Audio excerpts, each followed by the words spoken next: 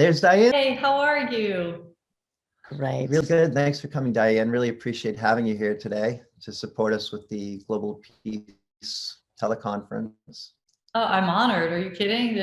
What a wonderful initiative.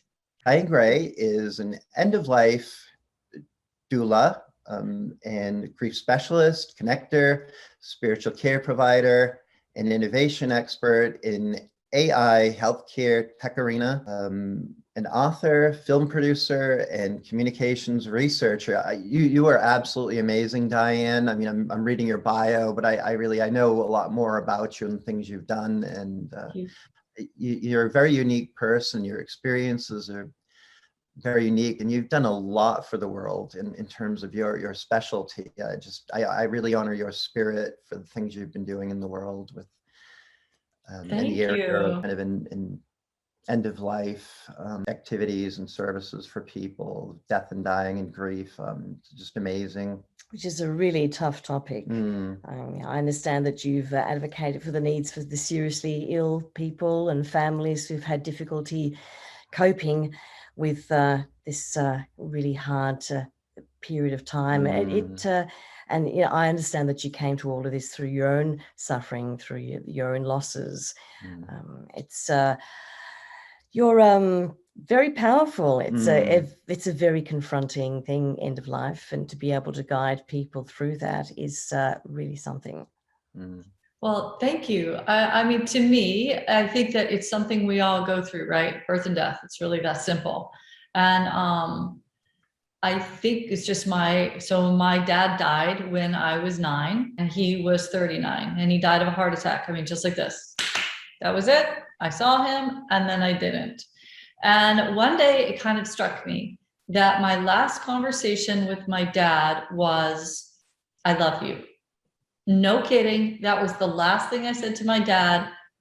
And I thought, well, if I can either go the rest of my life being miserable that my dad died, or I need to reframe this. And I need to look at the fact that there was a tug, literally like this, when I was 9 years old. And we call that intuition, or we call it God, or we call it connection, whatever a person wants to assign it as. I heard it and I felt it. And I turned to my brother and I said, "I'm going to run downstairs and tell Dad thank you for the Christmas present." And I said, "You want to go?" "No, that's okay." And he was only 7. And I said, okay. I ran downstairs and ran out the front door and ran to his car. And I said, "Daddy," and I had the Christmas present in my hand. I said, "Thank you so much for this pendant necklace. I love it. It means so much to me."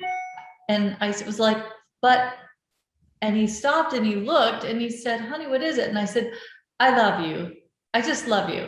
And he said, "Honey, I love you too. I love you.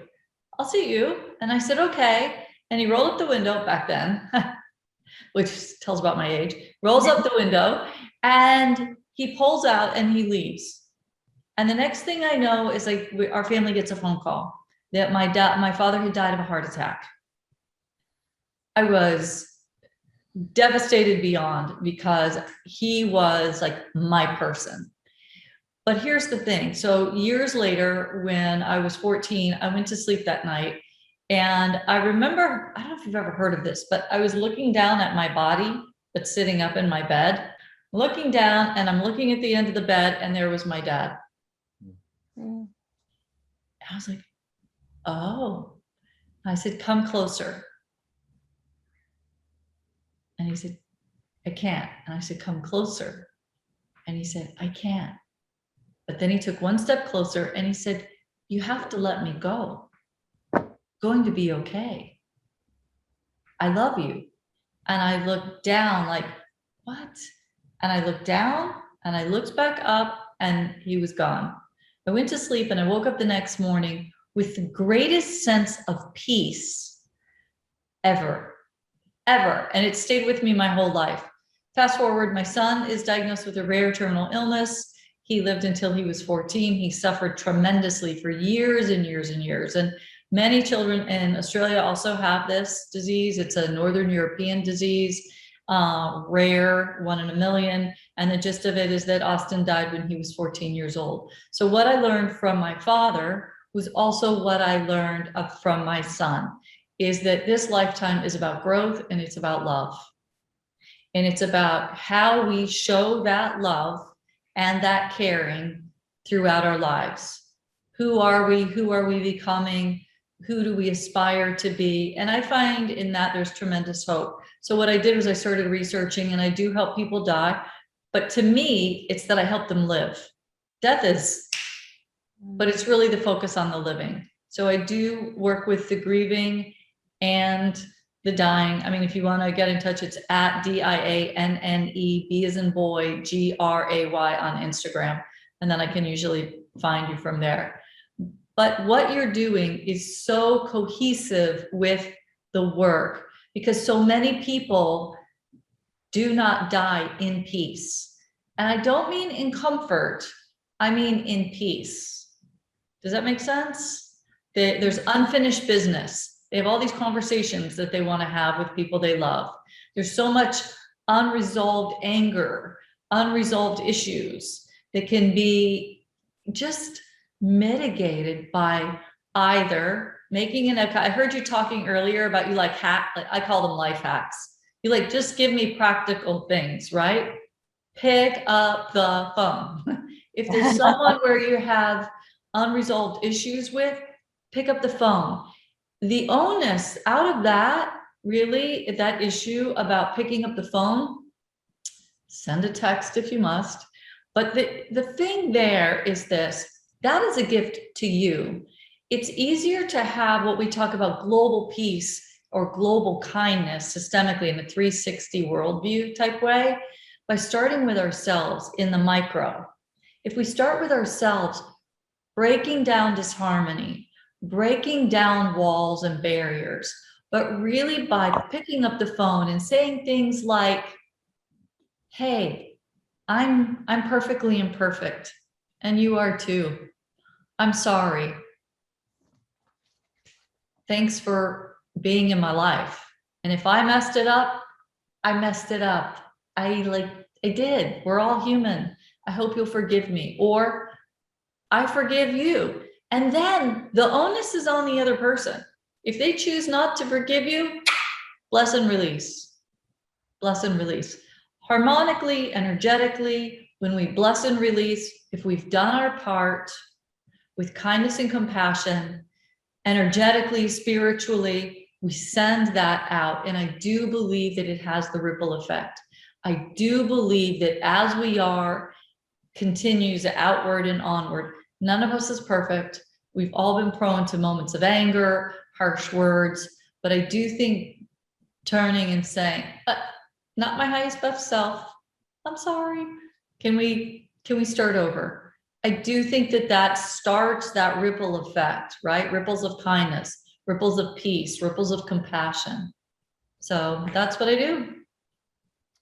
That's just amazing. Your presentation is just at the core of what we do in Universal Soul Love, and we try to do in our lives. And just like you said, we're perfectly imperfect. Been angry lots of times in the past, and I've always said to myself, in recent years, I should say, can we just come back and start over? Because I don't want to be holding grudges.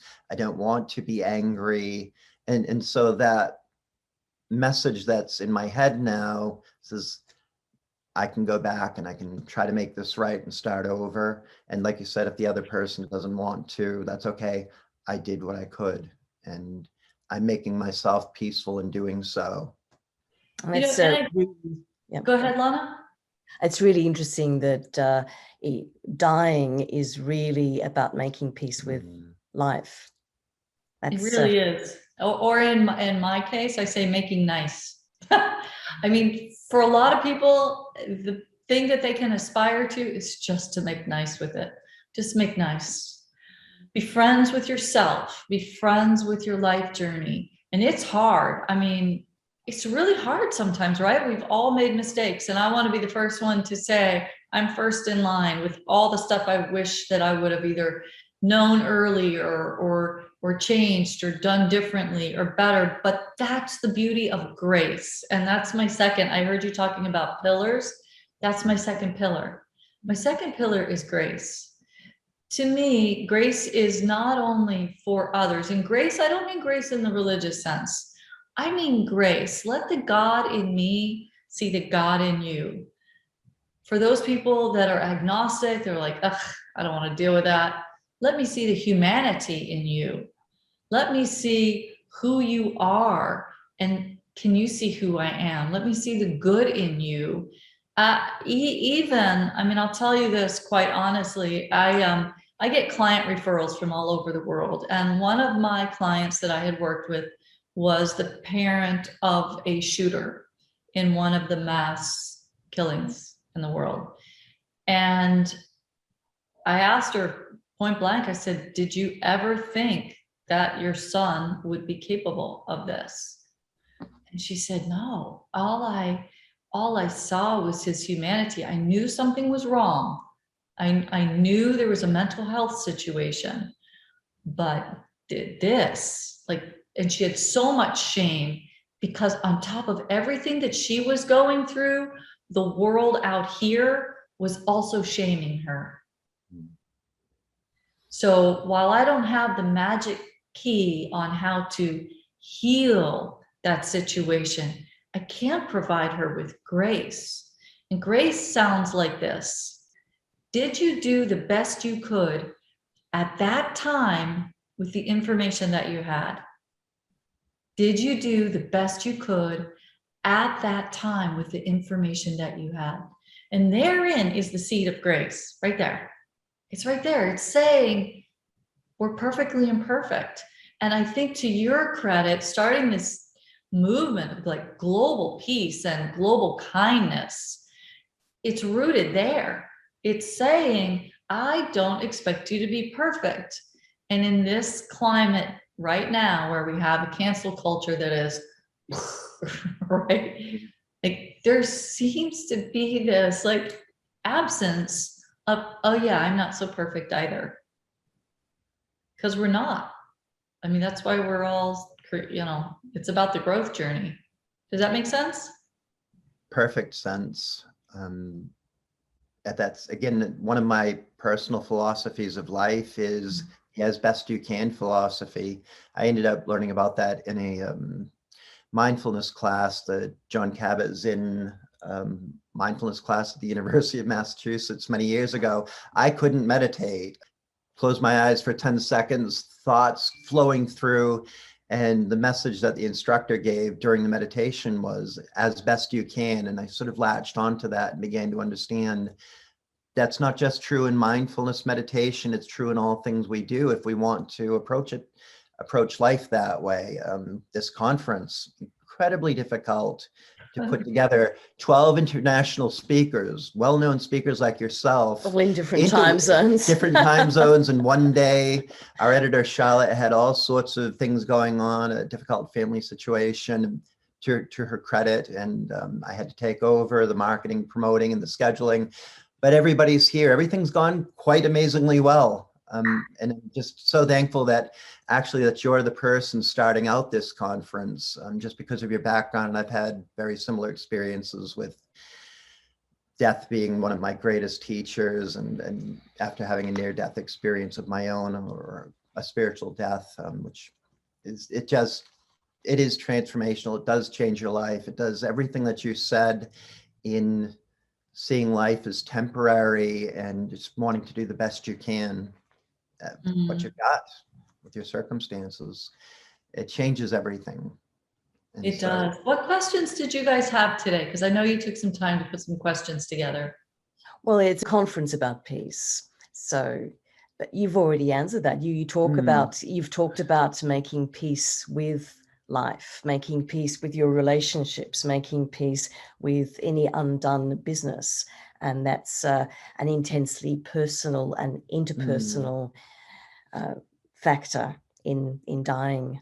It's just beautifully put. Yes, and it's almost poetic, and it's being kind to yourself and kind to others, and just trying to want to attain that peacefulness through just acts of forgiveness. And well, I guess when you're forgiving, it's self-forgiveness. I think that's part of what you were saying. And in so doing, you're achieving personal peace, and that ripple effect that's going out to others, this subtle, I guess it seems subtle to us, these changes, because we don't see the dramatic impact it makes in people's lives, because we just don't know. We don't see what goes on. You work with people all the time like this, and you probably don't know everything going on and all the outcomes of All what I know is their perception. So whatever their perception of their life is what they tell me. And then all I know is just a sliver of their life in that singular moment, right? How it continues on, or the ripple. One other thing, I was listening to you guys in the talk before I came on. Another thing that I wanted to share with you is there's this perception right now that kindness is weakness. I heard this phrase the other day: don't mistake my kindness for weakness. And I loved it. At first I was like, okay, but I think that there's something to that, because to be kind is actually a pillar of strength. Sometimes it takes more resonance, more being fully present, more strength to draw out and draw upon the kindness within ourselves at the times when we do not want to be kind. Somebody said recently, oh, Diane, you're just, you're just being too lovey and kind and forgiving and And I said, well, do not forget my kindness. Don't take my kindness as weakness, because it takes practice. And in the practice of being kind, and in the practice of compassion, and in the practice of grace, we build strength and inner resilience. We build resiliency from keep repeating patterns, right? Doing the same thing over and over. So I don't see kindness and global peace and compassion and empathy as weakness. I see it actually as it takes enormous strength sometimes to be our kindest, most compassionate selves. And I have a best friend, Anne, and my sister-in-law, Lori.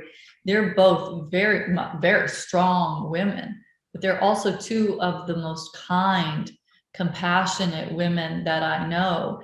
And it's their strength that makes them that way. Does that make sense? I absolutely agree. To me, kindness is much more powerful than selfishness, because it means not putting yourself first. It means having wisdom. It means directing your energy towards unity. So absolutely agree. That's what this is all about. It is wise. Mana has a friend who's a psychologist who talks about she may have gotten it from a book, but it was about the fighting nature, which is I'll win at all costs. I'm going to conquer. Versus it's that primal drive, to right the wrongs and seek justice. Whereas there's also the fighting spirit, which is more, it's more fluid, and it's more about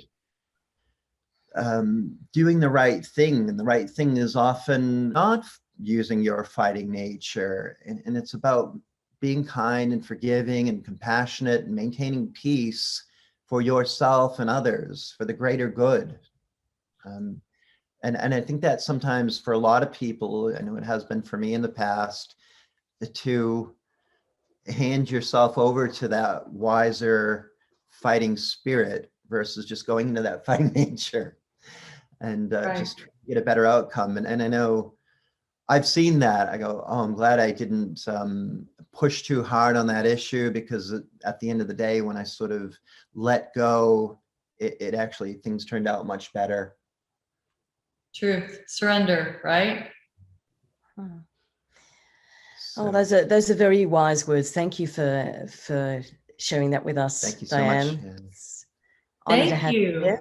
Oh, thank you both. So appreciative for having you here and just imparting your wise words again for us. And appreciative of the work that you do for the world. Very important work, helping people during this time.